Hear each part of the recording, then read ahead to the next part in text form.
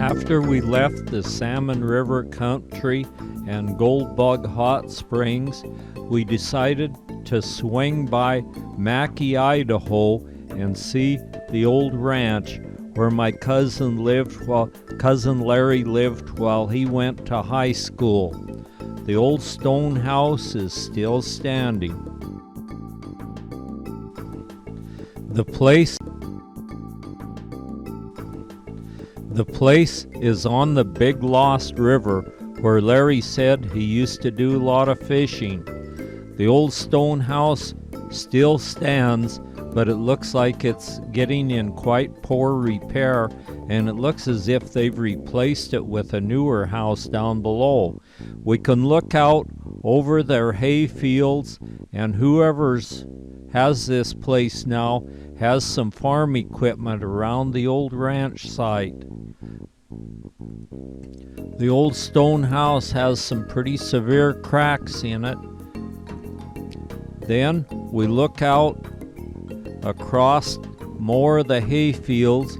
We see some more buildings that have gone up since they lived here. And that looks like the new house they may have replaced the old stone house with. We go back down and across the Big Lost River. This is looking downstream.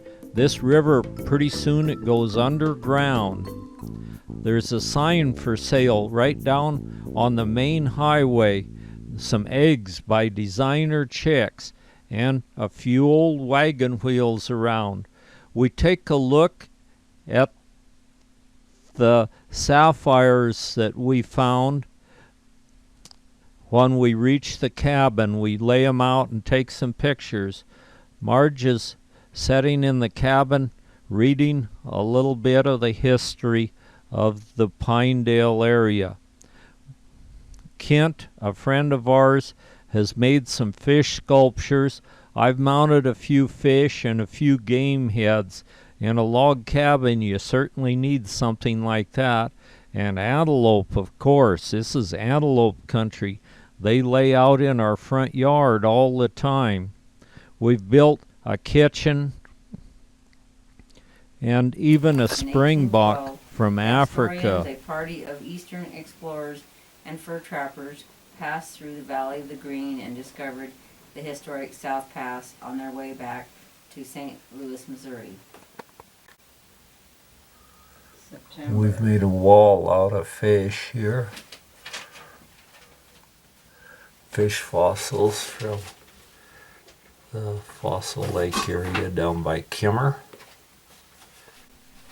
When we first got these fossils, I got a little carried away with it and got a lot of them. We have from very tiny little fish to the remnants of one that was thought to be about 12 foot long when he swam the waters of Fossil Lake. These fish then died and volcanic ash covered them. There's some of the remnants of the 12-footer. I have to clean it up a little bit. It's still got a little material on it, but this is sort of like a soda. They can even burn this and make soda ash or baking soda out of it. We have a wood cook stove which we use since we don't have running water in the cabin. We heat our water on the wood cook stove in that great big kettle, and then we have a shower in the bathroom that's just a bucket.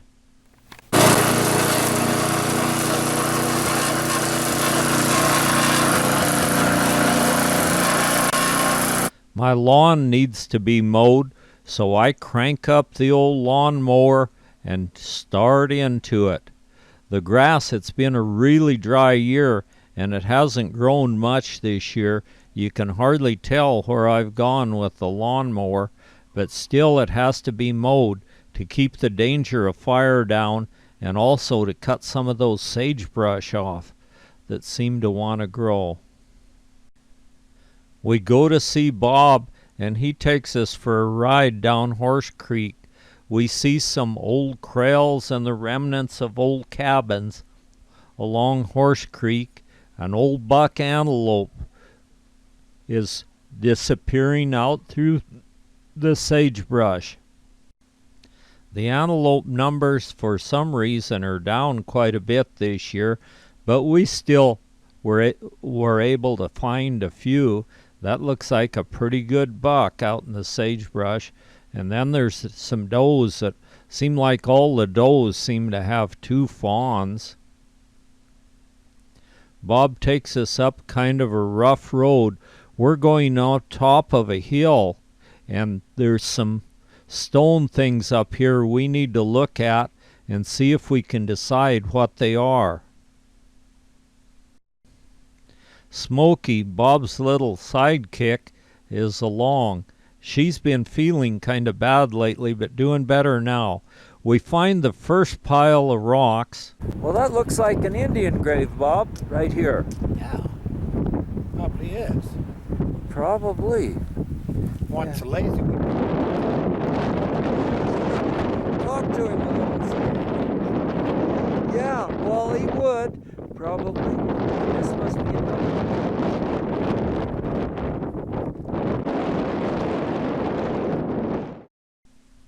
These look to me like ancient Indian graves.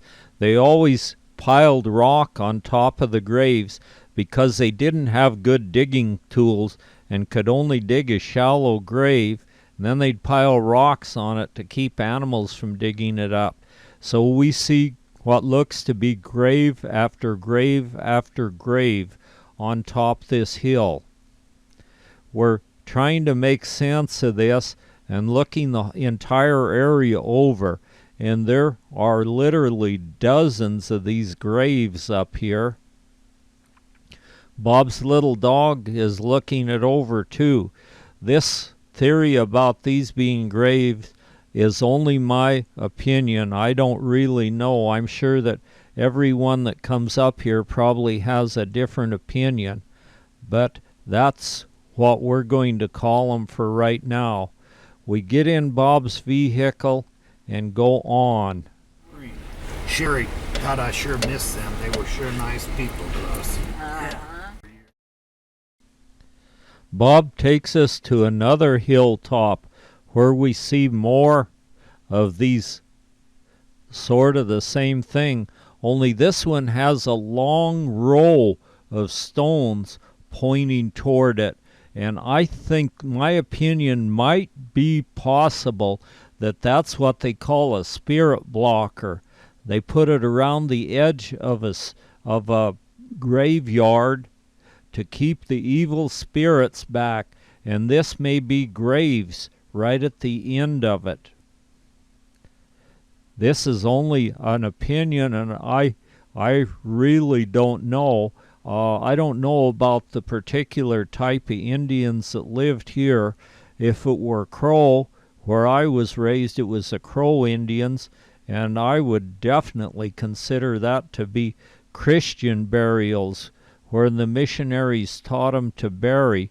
They did it in shallow graves with piles of rocks on them. So I'm not sure even what type Indians lived here. And some of the tribes, each tribe had a different way of disposing of their dead, and so some of them possibly buried like this. The Crow, at first, their traditional burial wasn't below ground. It was they propped the dead up on poles. But this hasn't been that kind of site at all. If this is really graves, they were below ground type graves.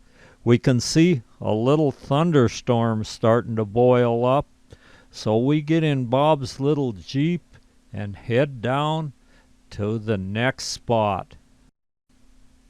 When we reach the floor of the valley, we see a nice big mule deer buck grazing away out in a little pasture. He looks like he's in the velvet, and he has a nice little set of antlers. He's real busy grazing away. He's trying to get nice and fat, so he'll have plenty of strength to run and hide from deer hunters this fall.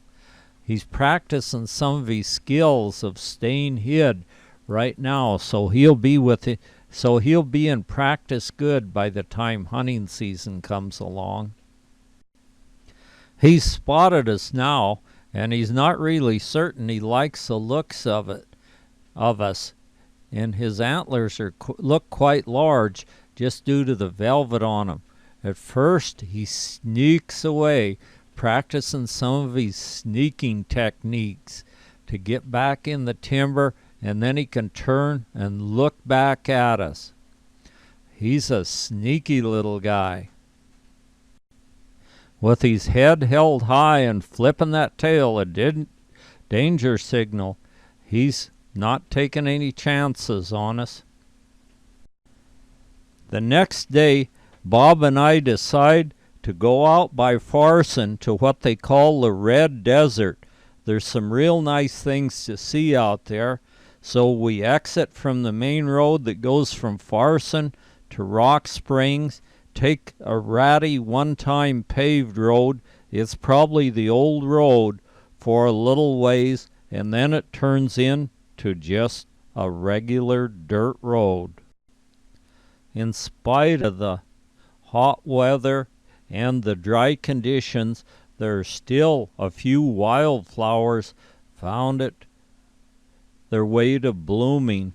As we head out, the first landmark we see is what they call the boar's tusk, and this was an important landmark for the early wagon trains.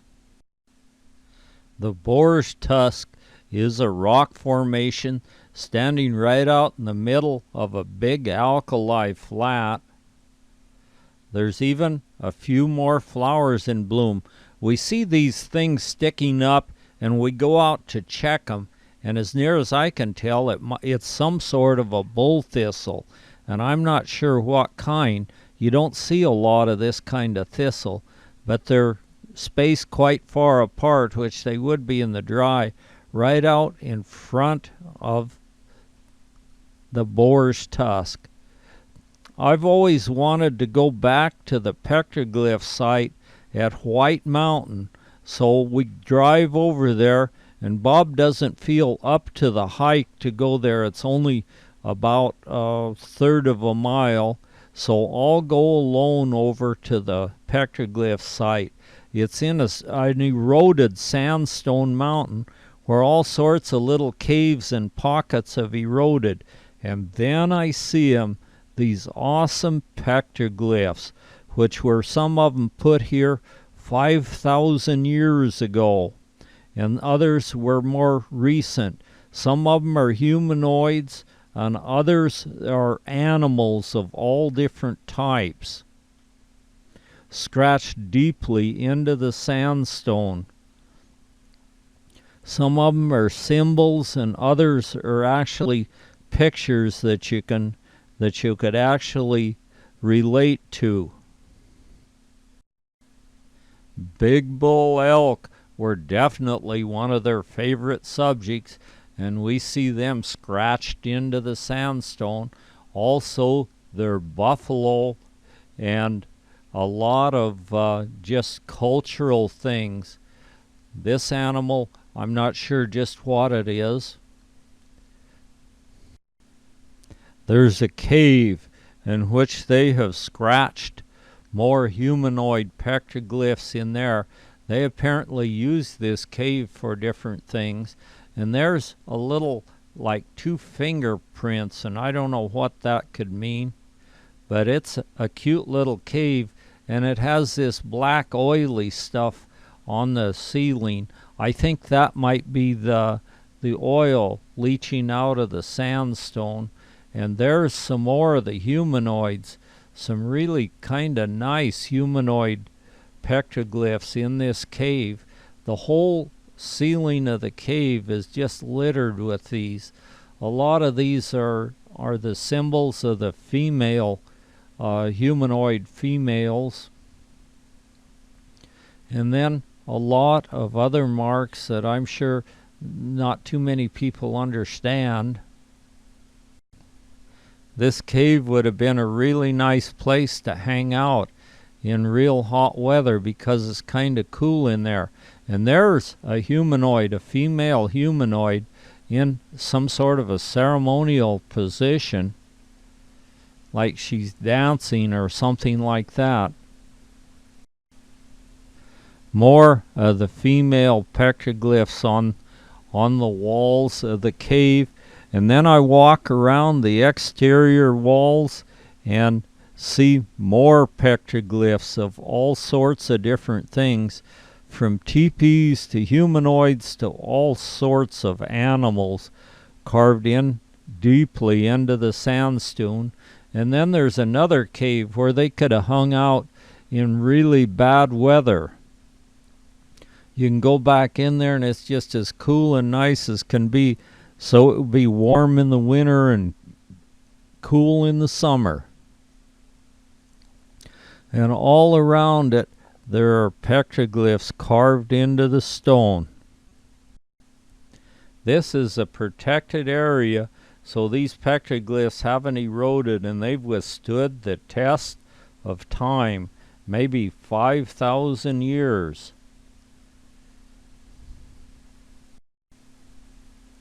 You can even get a sense of when these were made just by what's in them.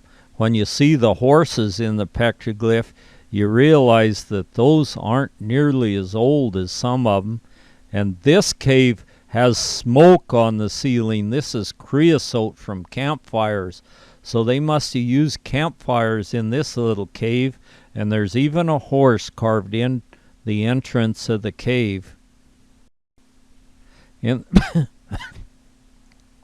the petroglyph world, those were what are called tally marks, but they weren't really things that said how much of anything you've done. They were used like Catholics would use a rosary to say a hunting prayer. More of the female petroglyphs, and how about a big buffalo with tally marks on him? That way you could run your fingers across and it would remind you to say a verse of a hunting prayer. And these people were very religious and definitely did that. More humanoids on the rock in front of us, another buffalo. And then there's even a woolly mammoth petroglyph. Matter of fact, there are two woolly mammoths. This is one of the woolly mammoths. You can see his four legs, his tusks, and his big ear. And then there are bear tracks, and those aren't just regular bear. They're really grizzly bears, mean looking. There's another woolly mammoth petroglyph. So these were maybe put in here at about late Ice Age, before the Atlatl did them in. There's handprints in the rock, and they're always the right hand. And my hand is just a little too big for them, but my wife's hand fits them perfectly. And these were thought to be scratched in here because this was a birthing area, and by women, when they were in the pain of labor, they'd scratch these handprints deeply into the sandstone to where they would withstand thousands of years. The petroglyph site extends for a long distance around here, but this very protected area seems to be the only place we see these handprints, because if a woman were to have a baby here, he would become a great warrior. There are other little caves and pockets where they could have slept in foul weather, and there's a handprint that's got to be 4 or 5 inches deep, scratched into the rock by women in their labor pain, and many other handprints scratched into the side of the rock around it. I'll try my hand in it, and my hand is just a little too big for this handprint, so it was done by women, most definitely. I go back and join Bob, and we continue on our sightseeing journey across the Red Desert. We find this grave marker, possibly, or maybe a marker where someone was killed. It even had a name on it, and it's above where there was an old homestead ranch. So I don't know the story on that. That'll be interesting to find out. And more or less just the ruins of the ranch are all that stand. It looks as though no one lives here any longer. We move on to the Tri-Territorial Monuments. Tri-Territory Historic Site, marking the common boundary of the Louisiana Purchase, 1803, the Northwest Territory, 1846, and Mexico, 1848. The site is located where the Continental Divide crosses the 42nd parallel north latitude. I set up on the fence overlooking the monument and check the far hillsides. Normally we see some big bull elk out here. This is an excellent spot for elk, but I just plain don't see them today. We get in Bob's vehicle and head on, and here's an old retired stallion all off by himself.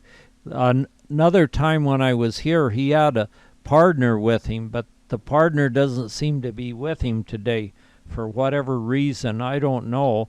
But this old guy has withstood all the storms and weather and cold weather and blizzards and everything Mother Nature can deal out to him right out in the middle of the desert.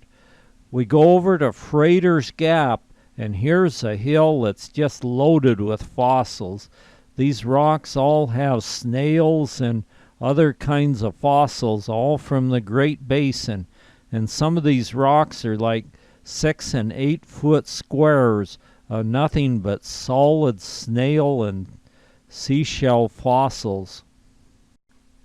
After Freighter's Gap, we move on, and we spot a herd of elk. It's cows and calves in this herd, but we spotted a herd of bulls off farther, and so we're going to see if we can get up on the bulls, but our attempts failed. We never quite made it. It looks like there might be one very small bull in this herd of cows and calves. They seem to have urgent business on top of the next hill over, and apparently they spooked the bulls, 'cause when we tried to sneak up on them, we didn't get them. But we had better luck sneaking up on this prairie dog, and he is one good prairie dog. It's the only one we've seen today. The rest of them are in their holes due to the hot weather, and he's half in his hole. He's there where if he sees danger, he can just duck right down into his hole. This time we've spotted a little herd of some mares and some very, very small colts out near the Oregon Buttes. They're making the best out of what they have to eat here. It doesn't look like there'd be a whole lot to eat, but what there is very rich and high in protein, and they seem to look pretty darn good. The old stallion, of course, is bringing up the rear, and he always tries to stand between you and his harem of mares. What a big, majestic-looking stallion he really is, standing up with just a cloudy sky as a background. And the little colt, he's going to find his way to be in the harem in his time too. Looks like we've woke up a big old antelope buck, and he's standing watching us as we pass by. We're approaching the Oregon Buttes. This was an important landmark again for the wagon trains and the early pioneers who passed through this area. An old doe antelope stands on the hillside with her two babies, checking us out as we pass by. What? I don't know, but see, that's a road that goes to it too. I'll bet you right here, Tom. Oh yeah, I'll bet it is. Yeah. Wonder why anybody'd want to drive up there. Yeah, I'm getting him. Oh, maybe we can make him mad. Let's see, I need to roll the window down. There.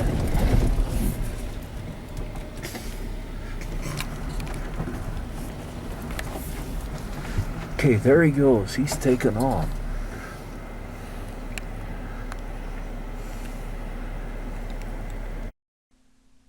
An old badger gave us a little bit of sass, snarled and growled at us a little, and took off. Another old doe antelope takes off through the sagebrush. Look at him go. He's in a hurry. He wants to cross in front of us is what he wants to do, Bob. There he goes. He found a road now. Yeah. Oregon Trail. To the south stands the Oregon Butte, a major trail landmark. The name is significant because the Butte's roughly the beginning of the Oregon Territory and also helped keep immigrants encouraged, even though there were still hundreds of miles of rough going ahead. Today, the Oregon Butte are an area of critical environmental concern because of their cultural significance and important wildlife value. About 12 miles to the southwest of Oregon Buttes is the Tri-Territory site. The large landmark just to the south where you are standing is Pacific Butte. The great height and mass of the butte, combined with a ridge to the north paralleling the immigrant trails, helps to create a visual channel through which travelers migrated on their way through the South Pass. There have even been concrete posts put where the Oregon Trail went. And the trail is still visible. It was used by so many thousand people. Next, we move on and find a nice little group of sage chickens in the last light of the day.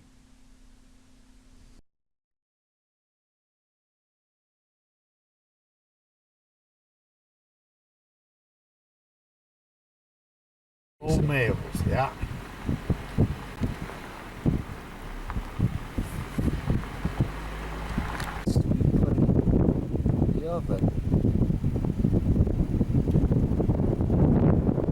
He's out eating a little gravel.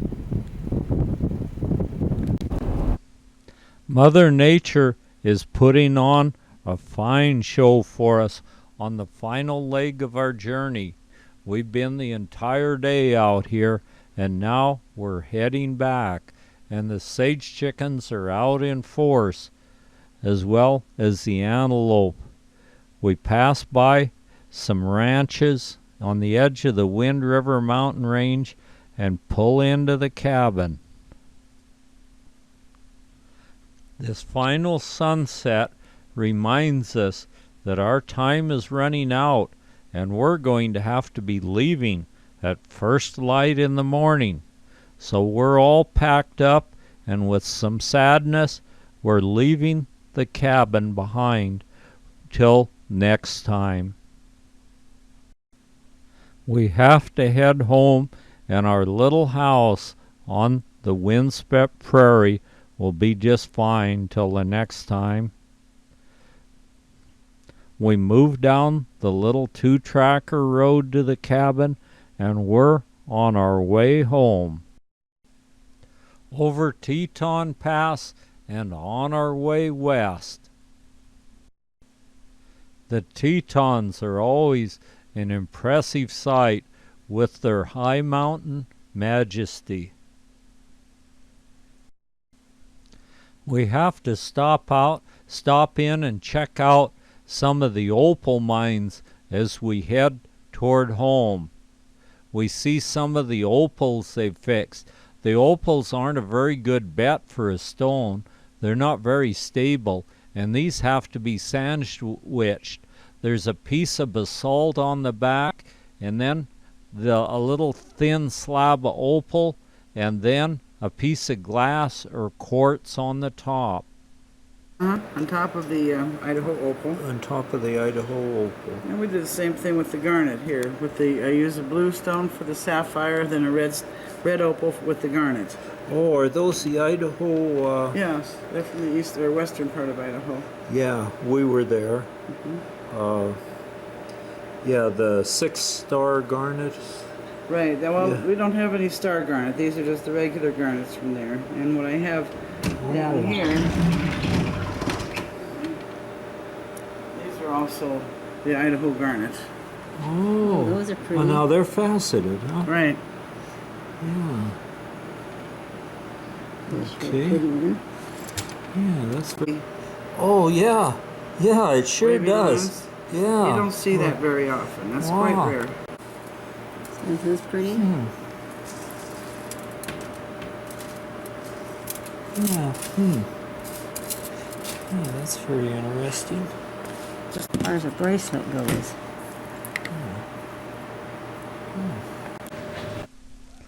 There's a finished opal laying with some of the rich opal ore that was found on this site.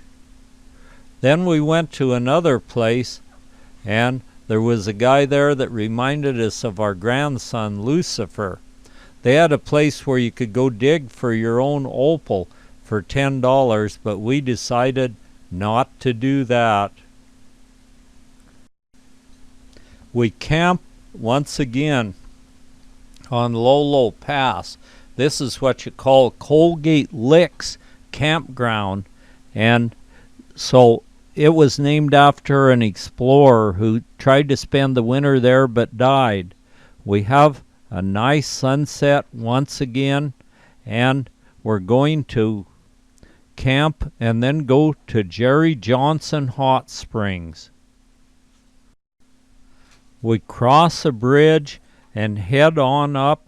It's 1.5-mile hike along Hot Springs Creek and the Locksaw River till we get to this hot springs, but it's a nice hike and well worth it. And this looks like a good river to go fishing in once again. We cross the bridge and we're underway. There's a little sign here, gives you the miles to the hot springs. This is the rainy side of the Rocky Mountains, so the trees grow big and tall and straight since they have enough rainfall. We reach the hot springs. There's one really nice pool and numerous other pools down right along the Hot Springs Creek. You can get in any of these pools you'd want. The water is nice and clear, and you can see the volcanic gases bubbling up from in the pools. And you can have your own private pool if you want, or you can join in with others in the bigger pools right alongside the roaring creek. Along the trail, there's even a hot springs comes shooting right out of the ground and cascading down to a creekside pool, and that's a nice place to soak too. We head down the Locksaw River and then the Clearwater on our way down through Idaho.